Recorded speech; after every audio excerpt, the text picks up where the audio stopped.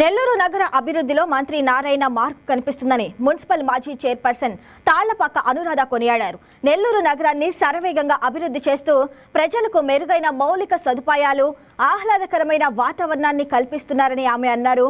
గతంలో Gandhi park, children's పార్కులకే పరిమితమైన వినోద సదుపాయాలు ప్రస్తుతం నగర వ్యాప్తంగా ఏకంగా 46 అధునాతన పార్కుల వరకు విస్తరించాయని గుర్తు చేశారు. ముఖ్యంగా 8వ డివిజన్లో దశాబ్దాలుగా నిరుపయోగంగా ఉండి చెత్తకుప్పగా మారిన రేపాలవారి చిన్నపిల్లల ఆసుపత్రి స్థలానికి మంత్రి నారాయణ మహర్దశ తీసుకొచ్చారని అనురాధ ప్రశంసించారు. చిన్నారి పండు చేసిన విజ్ఞప్తిని పరిగణలోకి తీసుకున్న మంత్రి ఆ స్థలాన్ని పరిశీలించి 1/2 ఎకరం విస్తీర్ణంలో అద్భుతమైన అభివృద్ధి పనులు చేపట్టారని తెలిపారు. 300 నుంచి 400 మంది సామర్థ్యంతో ఫంక్షన్ హాల్తో పాటు మహిళలు, పురుషులకు ప్రత్యేక ఓపెన్ జిమ్లు, చిన్నారుల కోసం ఆట పరికరాలు, ఆహ్లాదకరమైన గార్డెనింగ్ను ఏర్పాటు చేశారని వివరించారు. గతంలో చెత్తకుప్పగా ఉన్న ప్రాంతం ప్రస్తుతం నగరానికే తలమానికంగా మారిందని తాళ్లపాక అనురాధ అన్నారు. శాసనసభ్యుడు, మంత్రివర్యులు గౌరవనీయులు పొంగూరు నారాయణ గారు నెల్లూరు నగరంలో ప్రజల ద్వారా ఎంతో అభిమానంతో గెలిచిన తర్వాత అభివృద్ధి అంటే నారాయణ, నారాయణ అంటే అభివృద్ధి అనే మాటకి ధీటుగా ఈరోజు ఎంత సరివేగంగా నెల్లూరు నగరంలో ఎన్ని పనులు జరుగుతున్నాయో అది ప్రజలందరూ కూడా గమనిస్తున్నారు. దాంట్లో భాగంగానే ఈరోజు ఎన్నడూ చూసి ఉన్నాం, ఎన్నడూ ఊహించి ఉన్నాము. దాదాపు నెల్లూరు నగరంలో 46 పార్కులు ఈరోజు ప్రజలకు అంకితం చేయడం జరిగింది. దీంట్లో భాగంగా మనం గతంలో ఒకసారికి వెళ్తే, గతంలో అందరు ప్రజలు ఎక్కడికైనా వెళ్ళాలన్నా నెల్లూరు నగరంలో ఇంట్లో మహిళలు కానీ, ఫ్యామిలీస్ కానీ, పిల్లలు కానీ బయటికి వెళ్ళాలంటే ఆనాడు గాంధీ పార్క్ ఒకటి, రెండోది చిల్డ్రన్స్ పార్క్ అని ఆనాడు 2002లో స్టార్ట్ అయింది. అక్కడ తప్ప ఇంకెక్కడికి వాళ్ళు ఎక్కడికైనా వెళ్ళి సంతోషంగా ఫ్యామిలీతో గడిపే పరిస్థితి కనపడలేదు. కానీ ఈరోజు నెల్లూరు ప్రజలందరికీ కళ్ళ ముందే ఉంది, వాళ్ళ ఇంటి దగ్గరే ఉంది, వాళ్ళ వాకిళ్ళ దగ్గరే ఉంది, వాళ్ళ చుట్టుపక్కలే ఉంది. అన్ని పార్కులు ఏర్పాటు చేసిన ఘనత నారాయణ సార్ది. ఈరోజు దాంట్లో భాగంగా మనందరికీ తెలుసు, 8వ డివిజన్లో రేపాలవారి హాస్పిటల్, చిన్నపిల్లల హాస్పిటల్, ఎంతోమంది చిన్నపిల్లలు వైద్యం చేసుకున్న హాస్పిటల్ ఇది. అట్లాంటి హాస్పిటల్ దాదాపు 60-70 సంవత్సరాల చరిత్ర గల హాస్పిటల్. కానీ దాన్ని 10-13 ఏళ్ళ దాకా అది పూర్తిగా నిర్వియోగం అయిపోయి అది డిస్మాంటిల్ పరిస్థితికి వచ్చేసి అన్నీ కూడా పడిపోయే పరిస్థితుల్లో ఉంటే, ఇక్కడ సార్ ఒక్కసారి చిన్న ఇన్స్పెక్షన్కి వచ్చినప్పుడు ఒక పండు అనే ఒక పిల్లోడు వచ్చి, సార్ ఇక్కడ బాగలేదు సార్, ఈ పార్క్, ఈ ఏరియా, ఈ హాస్పిటల్ అంతా పడిపోయే పరిస్థితి, మాకు ఆడుకోవడానికి ఏం లేదు సార్ ఈ చుట్టుపక్కల, మాకు కూడా ఒక పార్క్ ఏర్పాటు చేయొచ్చు కదా, అక్కడ పార్క్ ఏర్పాటు చేశారని చెప్పి అడగడమే ఆ పిల్లోడు అడిగిన దేవుడు వాకులాగా తీసుకొని నారాయణ సారు ఇమ్మీడియట్గా ఆయన ఆలోచనలోకి ఎంత స్థలం ఉంది, పార్క్ ఏం కట్టాలి అనే ఆలోచనతో అధికారులతో వెంటనే సమీక్ష చేసి, ఇది ఒక 1/2 ఎకరా స్థలం ఉంటే దీంతో ఏం పెడితే బాగుంటుందని ఆలోచించి ఈరోజు ఎవరు ఊహించుండరు ఒక మంచి ఫంక్షన్ హాల్ని ఏర్పాటు చేశారు. దాదాపు 300 నుంచి 300-400 లోపల కెపాసిటీ గల ఒక చిన్న ఫంక్షన్స్ చేసుకునే పరిస్థితిని కలిగించింది నారాయణ సార్. ఇదే కాకుండా మనందరం ఇప్పుడే చూస్తున్నాం, ఇప్పుడు మనందరికీ ఫిట్నెస్ అవసరం. ఆరోగ్యం బాగుండాలంటే ముందు ఫిట్నెస్ ఉండాలి. సో అన్ని పార్కుల్లో కూడా జిమ్ ఎక్విప్మెంట్స్, ప్లే ఎక్విప్మెంట్స్ ఏర్పాటు చేయడం జరిగింది. ఇక్కడ కూడా మగవాళ్ళకి జెంట్స్కి వేరే జిమ్ము, లేడీస్కి వేరే జిమ్ని ఏర్పాటు చేసి, ఇటు మహిళలకి పురుషులకి వేరువేరుగా ఏర్పాటు చేసి వాళ్ళందరికీ కూడా జిమ్ చేసుకునే అవకాశాన్ని కల్పించారు. ఇదే కాకుండా మనందరం చుట్టూ చూస్తుంటే ఎంతో ప్రశాంతంగా చెట్లన్నీ వేసుకొని, ఇక్కడ ఒకప్పుడు ఎలా ఉంది, ఇప్పుడు ఎలా ఉందో ఈ చుట్టుపక్కల ఉన్న విశాఖలో సముద్రపు అలల అందాలు చూడటానికి 2 కళ్ళు చాలు. కానీ అదే సముద్రం విసిరే మరణ పాశాన్ని గమనించకపోతే ప్రాణాలకే ప్రమాదం. విశాఖ తీరంలో వరుసగా చోటు చేసుకుంటున్న విషాద ఘటనలు పర్యాటకుల నిర్లక్ష్యానికి అద్దం పడుతున్నాయి. ఎన్ని హెచ్చరికలు చేసినా, ఎన్ని బోర్డులు ఏర్పాటు చేసినా సెల్ఫీలు, రీల్స్ కోసం ప్రమాదకర ప్రదేశాలలోకి వెళ్లే యువత తీరు మాత్రం మారటం లేదు. సముద్రపు అందాలు మాటన ప్రమాదం పొంచి ఉంది. సెల్ఫీలు, రీల్స్ కోసం ప్రమాదకర ప్రదేశాల్లోకి వెళ్తున్న యువత ప్రాణాల మీదకు తెచ్చుకుంటుంది. విశాఖ తీరంలో వరుస విషాద ఘటనల నేపథ్యంలో అధికారులు హెచ్చరికలు జారీ చేస్తున్నారు. అసలు ప్రమాదాలకు కారణమేంటి, నివారణకు ఎలాంటి చర్యలు తీసుకుంటున్నారు, దీనిపై మరింత సమాచారం మా విశాఖ నుంచి మా ప్రతినిధి దుర్గాప్రసాద్ అందిస్తారు. సాగర్ తీరంలో యువత ప్రధానంగా మనం చూసినట్లయితే సెల్ఫీలతో రీల్స్ తో వాళ్ళ ఫోన్లో అయితే విశాఖ సాగర్ తీరాన్ని అందాన్ని ఫోటోలో భద్రపరుస్తుంటారు. అయితే మొన్న రీసెంట్ గా ఫ్రెండ్షిప్ డే రోజు అనుకోని రీతిలో సెల్ఫీ తీసుకున్న తరుణంలోనే భారీ స్థాయిలో కెరటాలు వచ్చి సముద్రంలో ఇద్దరు స్నేహితులు కూడా గల్లంతనే విషయం తెలిసింది. ఈ నేపథ్యంలో విశాఖ ఆర్కే బీచ్ లో కూడా చాలా మంది యువత పర్యాటకులు ఈ విషయం తెలియక సెల్ఫీలు తీసుకుంటూ సముద్రంలో స్విమ్మింగ్ చేస్తున్న అంశాన్ని మనం చూడొచ్చు. ఓవైపు మెరైన్ పోలీసులు కావచ్చు, గజ ఈతగాళ్ళు కావచ్చు, వారికి చైతన్యం కలిగిస్తా ఉన్నారు. ఈ సముద్రం ఎంత డేంజర్, కెరటాలు ఏ విధంగా విభూతిని ఎగసిపడుతున్నాయి, ఈ సెల్ఫీ మోజులో మీరు ప్రమాదం కొని తెచ్చుకోవద్దని చెప్పి వారికి అవేర్నెస్ కల్పిస్తున్నా కూడా కొంతమంది మాత్రం వారు పెడచమని పెడుతున్న అంశంగా మనం చూడొచ్చు. ప్రస్తుతం మనతో పాటు మెరైన్ పోలీసులు ఉన్నారు. వారి మాటలు అడిగి తెలుసుకుని చేద్దాం. బ్రదర్ చెప్పండి, ఇప్పుడు చాలా మంది పర్యాటకులు వస్తూ ఉంటారు, ఈ ఫోన్స్ లో సెల్ఫీలు తీసుకోవడం కానీ రీల్స్ కానీ ఇట్లా చేయడం అనుమాన ప్రమాదం జరగదు. ఏ విధంగా వారికి ఏమైనా కల్పిస్తాం? ప్రతి ఒక్కరికి మేము చెప్పేది ఏంటంటే ఈ బే ఆఫ్ బెంగాల్ వెరీ డేంజరస్ అని చెప్తాం సార్. ఎందుకంటే కెరటాలు చాలా ఉధృతంగా వస్తుంటాయి. సో వాళ్ళు ప్రతి ఒక్కరు కూడా మేము యువతకి కానీ యువకులకు కానీ చాలా అవేర్నెస్ కల్పిస్తాం సార్. ఎందుకంటే ఇది మేము స్విమ్మింగ్ పరంగా మాకు అంత అవగాహన ఉన్నా కూడా మేమే భయపడతాం. సో మా భయాన్ని కూడా వాళ్ళకి తెలియపరుస్తుంటాం, బాబు ఇక్కడ మీరు లోపలికి వెళ్ళడానికి ఇది కాదు, మీరు చాలా జాగ్రత్తగా ఉండాలని. కానీ కొంతమంది యువకులు ఏం చేస్తుంటారంటే వాళ్ళు ఆకతాయితనంగా రాళ్ళ మీదకి వెళ్ళడం, వాళ్ళు రీల్స్ పరంగా కానీ ఫొటోస్ పరంగా కానీ ఇది చేస్తూ అక్కడ వెళ్ళి ఫోటోలు తీయడం ఏం చేస్తుంటారు. వాళ్ళకి ప్రత్యేకించి చెప్తుంటాం. సో వాళ్ళకి చెప్పిన తర్వాత కూడా కొంత విన్నట్టుగా వచ్చి ఏదో అలా బయటకు వస్తారు. సో మేము ఇదంతా కవర్ చేయాలి. ఇక్కడ RK beach to last YMC వరకు కూడా మా స్విమ్మర్స్ కానీ మేము కానీ మెరైన్ పోలీస్ తాలూకా ఎవరు ఏ సిబ్బంది ఉన్నా కూడా వాళ్ళంతా కూడా స్విమ్మర్స్ ని పట్టుకునే ఉంటాం. సో ఇదంతా కవర్ చేయాలి కాబట్టి వీళ్ళకి చెప్పిన తర్వాత మళ్ళీ కొంచెం ముందుకు వెళ్తాం. ఆటోమేటిక్ గా ఈ యువకులు అందరూ కూడా మళ్ళీ అదే రాయిలు ఎక్కడం, వాళ్ళ రీల్స్ ఫొటోస్ అని ఎంజాయ్ చేయడం ఇది జరుగుతుంటది. ఈలోగా ఏదైనా పెద్ద అలా వచ్చి కొట్టడం జరిగితే ఆటోమేటిక్ గా ఆ రాయి వరకు వెళ్ళిపోవడం లేదంటే ఏదో జరుగుతుంది సార్. ఎంత డేంజర్ ప్లేస్ చాలా మంది తెలియదు. కొంతమంది సెల్ఫీలో కోసం ఆ రాళ్ళ మధ్యలోకి ఫోటోలు తీసుకోవడం. మన రీసెంట్ గా కూడా ఫ్రెండ్షిప్ డే మీద చనిపోయారు. సో ఎట్లా చైతన్యం కలిగిస్తారు, అట్లా ఎలా హెచ్చరిక, ఒకవేళ ఎవరైనా మునిగిపోతే ఎలా ఏ విధంగా కాపాడుతుంది? సార్ నా పేరు ఎం ధనరాజు. నేను జీవీఎంసీ బీచ్ లో యాప్ కింద చేస్తున్నా. నేను చాలా మందికి టూరిజంకి చెప్తూ ఉంటాం, 10 నిమిషాలకి టీచ్ చేస్తూ ఉంటాం, విజువల్ కోలుతూ ఉంటాం. బీచ్ లో ప్రతి ఒక్కళ్ళు వాళ్ళు ఎక్కడ ములిగినా వాళ్ళని అబ్జర్వ్ చేస్తూ ఉంటాం. అలాగే ఈ స్టోన్స్ మీద మాత్రం ఒక సెల్ఫీ కోసం ఒక ఫోటో కోసం అనేసి స్టోన్స్ మీదకి వెళ్ళి ప్రాణాలు కోల్పోతున్నాయి. ఆ తప్పు మళ్ళా ఆ సెల్ఫీ కోసం ఆ ఫొటోస్ కోసం వెళ్ళి ప్రాణాలు పోగొట్టుకోకుండా మళ్ళీ తిరిగి క్షేమంగా ఇంటికి వెళ్తారు అనేసి అనుకుంటున్నాం. అలాగే మీ గతంలో కూడా చాలా మందిని సేవ్ చేస్తూ ఉంటాం.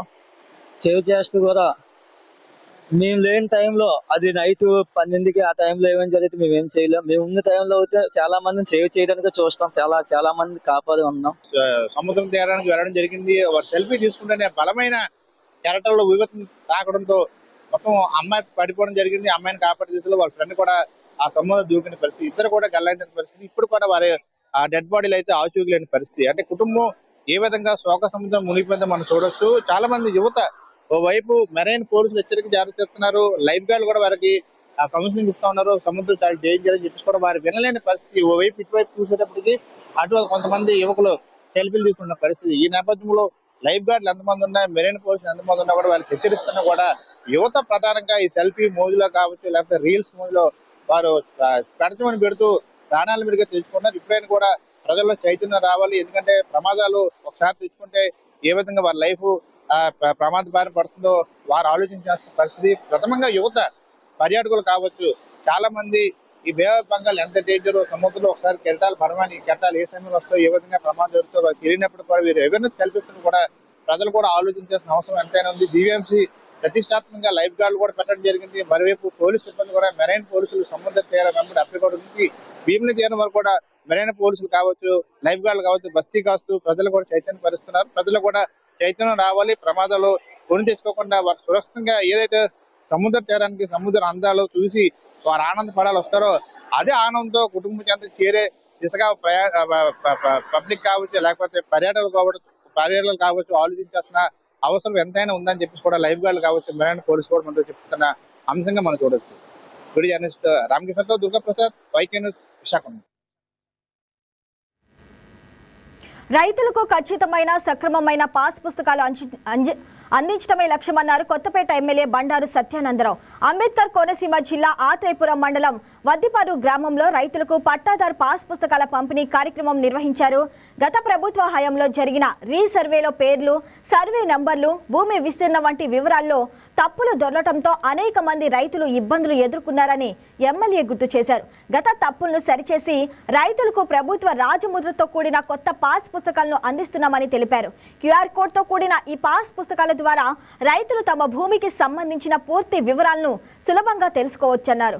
భూమి ఎక్కడ ఉందో కూడా క్యూఆర్ కోడ్ స్కాన్ చేయడం ద్వారా తెలుసుకునే అవకాశం ఉందని ఎమ్మెల్యే బండారు సత్యానందరావు వివరించారు.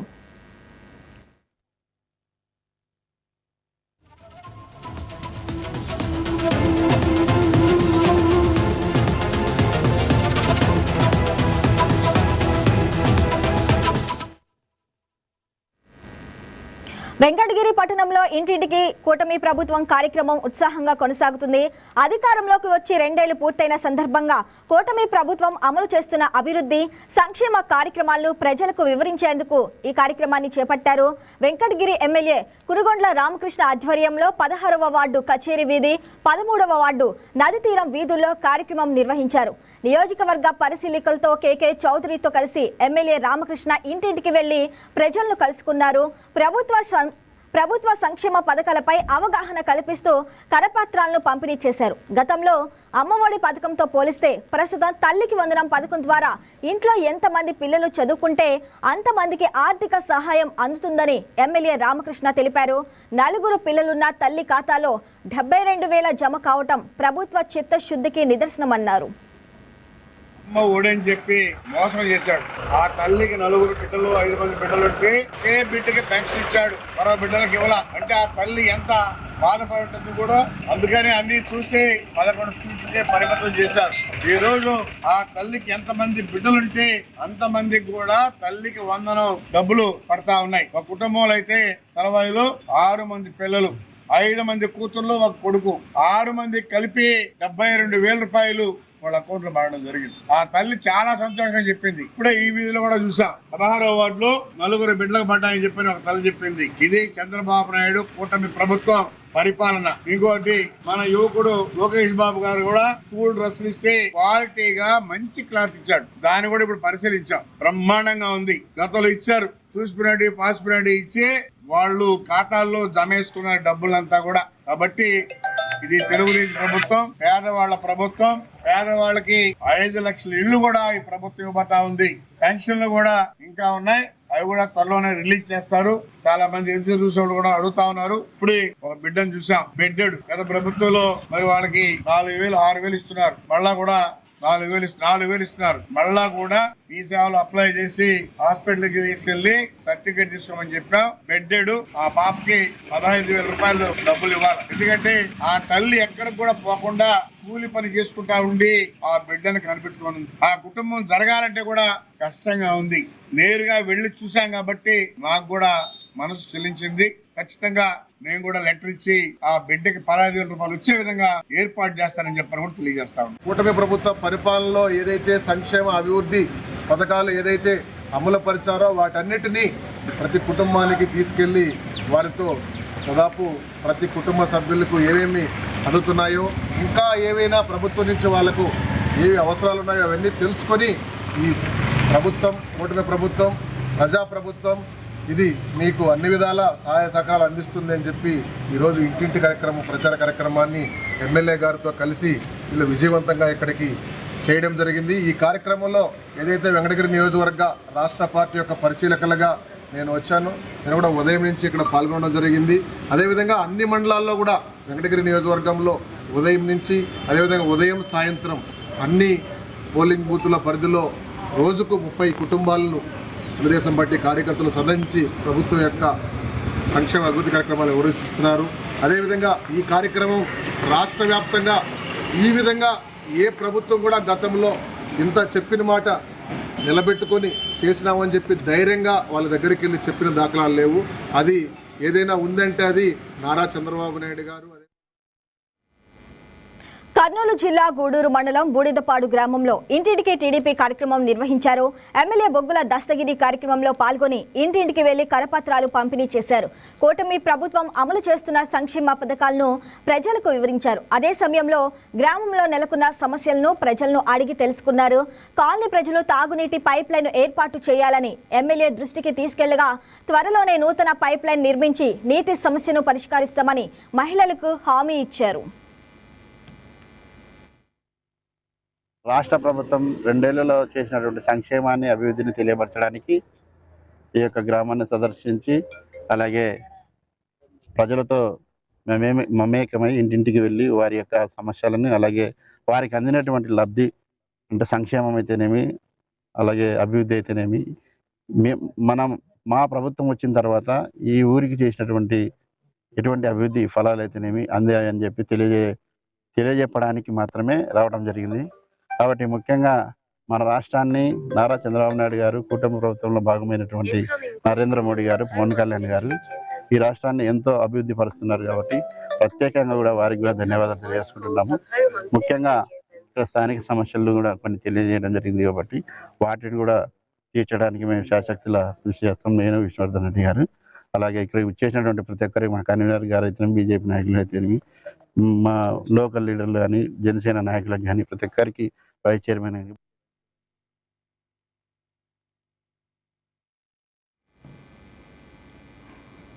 కడప జిల్లా మైలవరం మండలం వేపరాల గ్రామంలో నూతనంగా ఏర్పాటు చేసిన స్మార్ట్ కిచెన్ ను టీడీపీ జిల్లా అధ్యక్షులు భూపేష్ రెడ్డి ప్రారంభించారు. ఈ స్మార్ట్ కిచెన్ ద్వారా చుట్టుపక్కల ప్రాంతాల్లోని దాదాపు 54 పాఠశాలలకు చెందిన విద్యార్థులకు ప్రతిరోజు నాణ్యమైన పౌష్టిక ఆహారం అందిస్తారని తెలిపారు. ఆధునిక సాంకేతికతతో పరిశుభ్రమైన వాతావరణంలో భోజనం తయారు చేయడం స్మార్ట్ కిచెన్ ప్రత్యేకతగా అధికారులు తెలిపారు. డిఎస్సి విషయంలో వైసీపీ నాయకులు చేస్తున్న తప్పుడు ప్రచారాన్ని ఖండించారు. నిరుద్యోగులను అయోమయానికి గురి చేసేలా ప్రతిపక్షాలు రాజకీయాలు చేస్తున్నాయని విమర్శించారు. కడప జిల్లాలో మన జిల్లా కలెక్టర్ గారి నిర్ణయంతో జిల్లా వ్యాప్తంగా స్మార్ట్ కిచెన్లు కార్యక్రమం అనేది చేపట్టడం జరిగింది. దాంతో భాగంగా ఈరోజు మైలవరం మండలంలో కూడా స్మార్ట్ కిచెన్ ఓపెన్ చేసుకోవడం, ఈ స్మార్ట్ కిచెన్ కింద దాదాపు 3200 మంది స్టూడెంట్స్కి మధ్యాహ్నం పూట భోజనం అందించడం జరుగుతూ ఉంది. 54 స్కూళ్ళు ఈ స్మార్ట్ కిచెన్ కిందికి రావడం జరుగుతూ ఉంది. ఈ స్మార్ట్ కిచెన్ ముఖ్య ఉద్దేశం క్వాంటిటీ, క్వాలిటీ ఫుడ్ అందించడమే ప్రభుత్వ ప్రధాన లక్ష్యం. దీన్ని ఏ విధంగా మనం చేయాలనే ఒక వచ్చిన ఆలోచననే కలెక్టర్ గారికి ఈ స్మార్ట్ కిచెన్లో ఒక సైడు ఆర్ఓ ప్లాంట్ కానీ, సోలార్ ప్లాంట్ కానీ మరియు ట్రాన్స్పోర్టేషన్ కూడా ఈవీ వెహికల్స్ని అందుబాటులోకి తీసుకొని రావడం జరిగింది. ఈవీ వెహికల్స్ కానీ లేకపోతే సోలార్ కానీ నెట్ క్యాప్ ద్వారా మనకు ఇవి అందించడం జరుగుతూ ఉంది భాగస్వామ్యం చేసి. కాబట్టి ఈ స్మార్ట్ కిచెన్ అనేది ఒక నాణ్యమైన, ఒక ఖచ్చితమైన క్వాలిటీ అయిన ఫుడ్ను అందించేదానికి ఇది ఉపయోగపడతా ఉంది. దీని ద్వారా రాష్ట్ర వ్యాప్తంగా కూడా మంచి నిర్ణయాలు వస్తాయేమో అని కూడా ఆలోచన చేస్తున్నాం. ఈ కడప జిల్లాలో ఈ స్మార్ట్ కిచెన్ అనేది ఒక ప్రెస్టీజియస్ ప్రాజెక్ట్ గా తీసుకున్నారు కలెక్టర్ గారు. దీనికి మా విద్యాశాఖ మంత్రి నారా లోకేష్ బాబు గారి అండదండలు కూడా ఉన్నాయి. నారా లోకేష్ బాబు గారు కూడా దీని గురించి పూర్తిగా అధ్యయనం చేసి ఏ విధంగా మిగతా రాష్ట్రంలో దీన్ని ఇంప్లిమెంటేషన్. కాకినాడ జిల్లా జగ్గంపేటలో food safety commissioner Vijay Pratap Reddy ఆకస్మిక తనిఖీలు నిర్వహించారు. బాలికల వసతి గృహాన్ని తనిఖీ చేసి విద్యార్థులతో మాట్లాడి భోజనం, వస్తువులపై ఆరా తీశారు. హాస్టల్ నిర్వహణపై అసంతృప్తి వ్యక్తం చేసిన కమిషనర్ నిర్లక్ష్యం పునరావృతమైతే కఠిన చర్యలు తప్పవని హెచ్చరించారు. అనంతరం నెహ్రూ కాలనీలోని అంగన్వాడీ కేంద్రాన్ని తనిఖీ చేసి రికార్డులను పరిశీలించారు. లబ్ధిదారులు వస్తువులు తీసుకున్న తర్వాతే రిజిస్టర్లలో సంతకం చేయాలని సిబ్బందికి సూచించారు. AP state food commission chairman ఈరోజు మన జగ్గంపేట నియోజకవర్గంలో కొన్ని హాస్టల్స్, కొన్ని అంగన్వాడీ సెంటర్స్ చూడడం జరిగింది. ఈ హాస్టల్ అండి BC hostel, post matric, pre matric ఒకటే హాస్టల్ గవర్నమెంట్ డిగ్రీ కాలేజ్ పక్కన. అక్కడ చాలా దారుణంగా ఉంది. డిగ్రీ పిల్లలు, పెద్ద పిల్లలు వాళ్ళు ఏడుపు కాకుండా వాళ్ళు ఏడుస్తూ ఉన్నారు. అంత ఘోరంగా ఉంది అక్కడ వార్డెన్ పరిస్థితి. ఆ వంట ఆమె దుర్గా అనే ఆమె పరిస్థితి. వాళ్ళని ఇమ్మీడియట్గా ఈరోజు సాయంత్రం లోపలే వాళ్ళను డిప్యుటేషన్ మీద మార్చమని చెప్పాను. వాళ్ళు ఇంకొక దగ్గర అయినా సరే జాగ్రత్తగా చూసి వేయండి, వాళ్ళకి ఇన్స్ట్రక్ట్ చేయండి. అక్కడికి పోయి కూడా వాళ్ళు ఇదే పని చేస్తే ఇబ్బంది అవుతుంది అని చెప్పి నాకు సాయంత్రం లోపల రిపోర్ట్ చేయమని చెప్పి డీడీ గారు కంప్లైంట్ చేయడం జరిగింది. అంగన్వాడీ సెంటర్కి వచ్చాం. వీళ్ళు సంతకాలు పెడతా ఉన్నారండి, ముందే వస్తువులు తీసుకోకముందే సంతకాలు పెడతా ఉన్నారు. ఆ తల్లిదండ్రులకు కూడా నేను చెప్తా ఉన్నా, ఒక వస్తువు అనేది ఒక బెనిఫిషరీకి ఇవ్వకుండా ఉండే ప్రసక్తే లేదండి. కొంచెం లేటుగా వచ్చేమో కానీ ఇప్పుడు చాలామంది మాకు కంప్లైంట్లు వస్తూ ఉన్నాయి, మాకు ఇవ్వడం లేదు అని. ఇవ్వకుండా ఉండే ప్రసక్తే లేదు, ఆ స్టాకు రాకుండా పోయే ప్రసక్తే లేదు. సంతకం అనేది మీరు ఆ ముందు కాలం ఫిల్అప్ చేయింది సంతకం పెట్టకండి. ఎవరు కూడా నువ్వు ఇయ్యమ్మా పెడతా, నేను ఇయ్యకుండా ఉన్నప్పుడు నేను ఎందుకు పెట్టాలా అని అడగాలండి ప్రజలు కూడా. వీళ్ళు అడగడంలే, ఏందో వాళ్ళు పెట్టమంటారు, వీళ్ళు పెట్టేస్తారు, మళ్ళీ మొత్తుకుంటా అంటారు మాకు ఇవ్వలేదు పోయిన నెల అని. ఇవ్వకుండా ఉండే ప్రసక్తి లేదు, ఆ స్టాకు రాకుండా పోయే ముచ్చటే లేదు. కానీ జరుగుతూ ఉన్నాయి. ఒక సెంటర్ జరుగుతూ ఉందని కాదు, ఓవరాల్గా చెప్తున్నా నేను. ప్రతి ఒక్క తల్లి కూడా టేక్ హోమ్ రేషన్ తీసుకునే వాళ్ళు సంతకం పెట్టేటప్పటికి ముందు కాలము 13 గుడ్లు ఇవ్వాలా. 13 గుడ్లు రాసింటేనే సంతకం పెట్టండి, లేకుంటే పెట్టద్దండి. అసలు బ్లాంక్లో సంతకాలు పెట్టకండి. ఇవన్నీ తెలియజేస్తా ఉన్నాం. ఏపీ స్టేట్ ఫుడ్ కమిషన్కు ఒక వాట్సాప్ నెంబర్ ఉందండి, 9490555117 అనే నెంబర్కు వీడియోల రూపంలో ఏదైనా సరే కంప్లైంట్లు పెడితే మేము తక్షణమే కృష్ణా జిల్లా మోపిదేవి మండలం పెద్దప్రోలు గ్రామంలో ఆషాఢం సారె కార్యక్రమం వైభవంగా జరిగింది. పెద్దప్రోలు ప్రధాన సెంటర్లో కొలువైన గంగానమ్మ తల్లి, అద్దంకి నాంచరమ్మ అమ్మవార్లకు పెద్ద సంఖ్యలో మహిళా భక్తులు ఆషాఢం సారె సమర్పించారు. దేవస్థాన కమిటీ కార్యదర్శి కూరపాటి కోటేశ్వరరావు పర్యవేక్షణలో కమిటీ అధ్యక్షులు ఆకుల వెంకటరామయ్య ఆధ్వర్యంలో కార్యక్రమాన్ని నిర్వహించారు. డప్పు వాయిద్యాలు, మేళతాళాలు నడుమ మహిళా భక్తులు భక్తి శ్రద్ధలతో అమ్మవార్లకు సారె సమర్పించారు.